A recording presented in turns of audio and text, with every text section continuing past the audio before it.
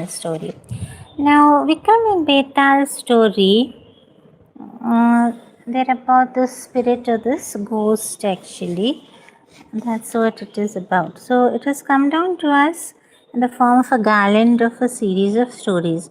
These series, which are separate yet interwoven, have been very popular among Indian masses for centuries. So, these stories have been retold generation after generation because they contain various real life situations that are interesting enough to draw the attention of people of all hues and as well as genres. Now, the stories of Vikram and Vetal deal with many common and critical problems of human life. They provide also solutions to them with very convincing logic as well. So, obviously, people have been learning lessons from these stories. They've been quoting them frequently whenever required. And this present book has been prepared with a view to entertaining the readers as well as helping them solve their real life problems. The book also provides an insight into what is the social, political, economical, and cultural life of ancient India. So, this is about the faithful husband. So, again, King Vikram reached his banyan tree. He pulled a vampire, he hung it over his shoulder. He began his journey. And on the way, Vetal began a new story. So once there lived a rich man named Arthadat. He had this beautiful daughter, Anang Manjari, and many handsome men. They proposed to her for marriage, but her father chose Manivarma as her groom. So he said to her, I think Manivarma will be the best person for you to get married with because he's going to keep you happy in all possible ways. So Ananga Manjari was not too happy with the father's decision, but she said nothing and she agreed to the marriage. Thus, the marriage took place with great pomp as well and show. So this Manivarma proved to be a very faithful husband. She showered all his love upon her, and whenever he went out for business and all of that, he bought her some very costly gifts as well. But Ananga Manjari never loved him sincerely. So every day Ananga Manjari used to go to the temple. One day she met Kamalakar, who was the son of the priest, and she fell in love with him. Ananga Manjari fell in love with this Kamalakar. So Kamalakar too began to have the same feelings for her. One day Ananga Manjari went to the temple and prayed, Goddess, if I am not able to become Kamalakar's wife in this birth, then surely I'll meet him in my next birth. So after saying this, she tried to kill herself also by hanging herself from a tree. So just then one of her friends saw her and stopped her and said, Oh Manjari, what are you doing? Why are you trying to kill yourself? So this is a sin. So she replied, Ananga Manjari replied that yes, I know that, but I can't live without Kamalakar. I love him very much. Since I'm already married, I can't become his wife in this birth. So it's better for me to die, replied Ananga Manjari. Then her friend said, Okay, Ananga Manjari, but don't do this. I will try to do something, believe me.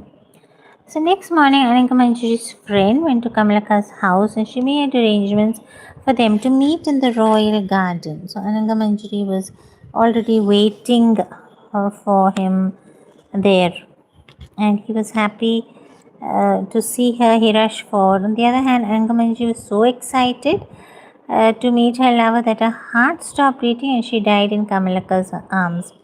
So finding his beloved dead in his arms, Kamalaka got a heart attack and he also died. Just then Manivarma arrived there. He saw his wife lying dead with another man. He was very sad. In spite of all of that, he could not bear to the pain of separation from his wife, and he also died there. So after this vampire asked Vikram, now tell me, out of all of these three, whose love was the greatest? If you don't answer me right, O king, I will cut and separate your head from your body. So King Vikram thought for a while, then he replied, Vetal, according to me, Manivarma's love was greatest. when he saw his wife in love with another person, he was so grieved that he died. Whereas Anandam Manjari and Kamalaka died with happiness in meeting each other so suddenly. So there's nothing strange about it. It often happens in such situations with some people. So well done, said Vetal. King Vikram, you never failed to give the right answer. And it's always correct, you reply. So you always fail but to keep your promise. Because since you spoke, I'm leaving for my home. He was not supposed to speak, remember, the king. So since you spoke, I'm leaving for my home, the banyan tree. And he flew away to the old banyan tree. So here Vetal began his story now next in the Dream Girl story. Many years ago, King Manikavarma used to rule over Amanit So he was a very successful ruler. He had no children, so every day he and his wife would pray to God for a child. After 20 years of marriage, God listened to their prayers and gave them a son.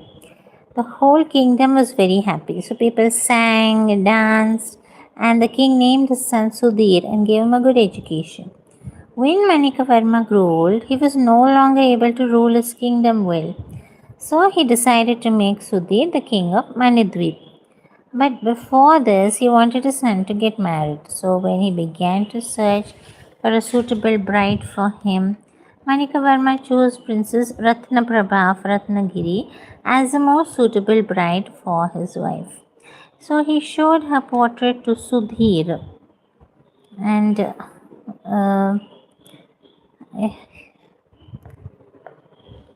he showed that portrait to Sudhir and said, "Son, this is Ratnaprabha, and she is the princess of Ratnagiri. I want you to marry Ratnaprabha and take responsibility of this kingdom." So Sudhir agreed to his father's suggestion. That night, Sudhir saw a beautiful girl in his dream. She had very big, very beautiful eyes as well, and long black hair, lips as red as rose. He liked her. So suddenly he woke up and he rose from his bed. He wanted to meet her. So he decided to find her at any cost. Next day he said to his father, "Father, before taking control of this kingdom, I want to meet the people of my kingdom. I want to see their condition. Then I will be able to rule the kingdom well." So Manikavarma was very happy on hearing this, and he said, "Son, I appreciate your thought. You can go and see the kingdom." So Prince Sudhir was very happy. He took some clothes, put in money, and rode on his horse. He wanted to search his dream girl.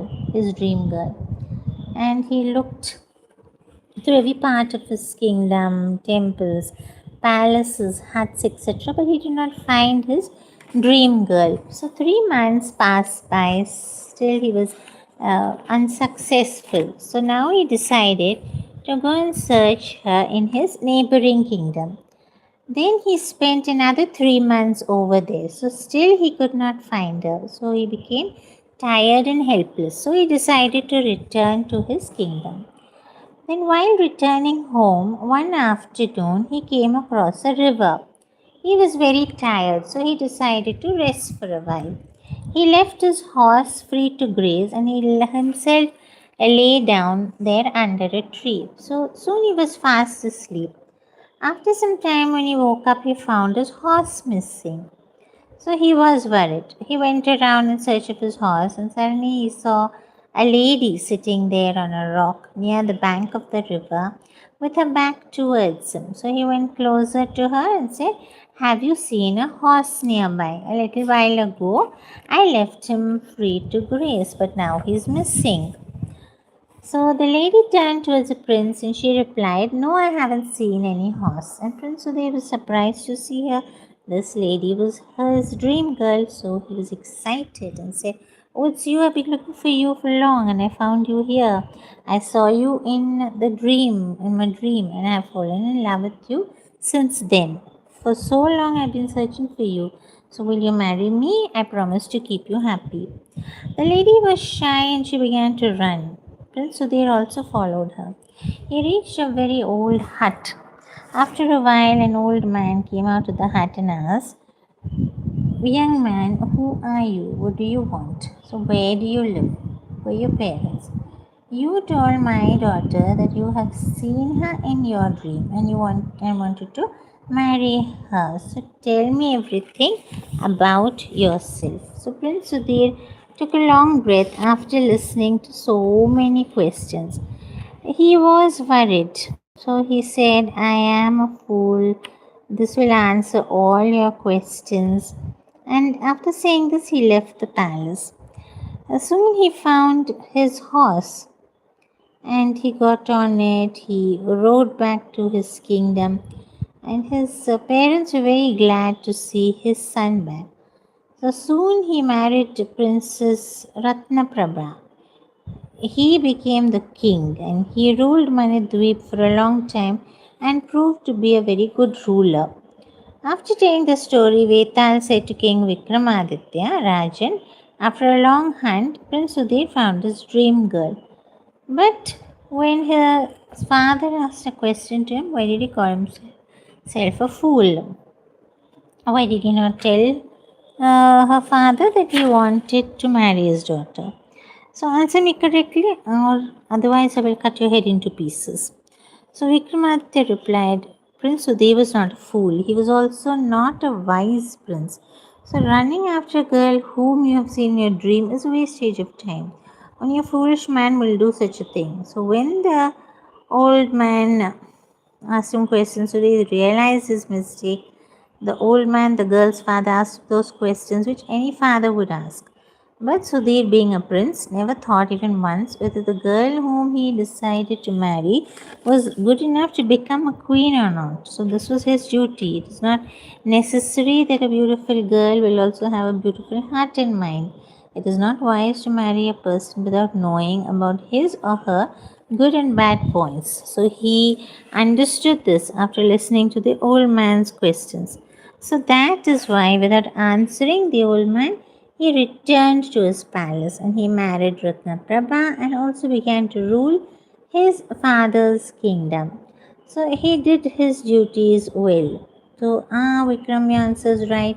But remember, you promised not to speak. So now, since you have broken your promise, I am leaving.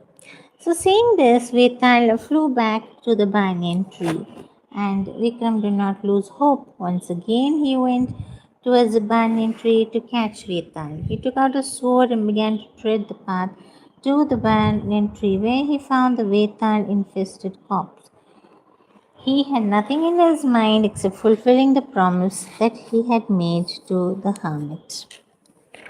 That was a nice story here for you from Vikram and Vetal. I do hope that you enjoyed it.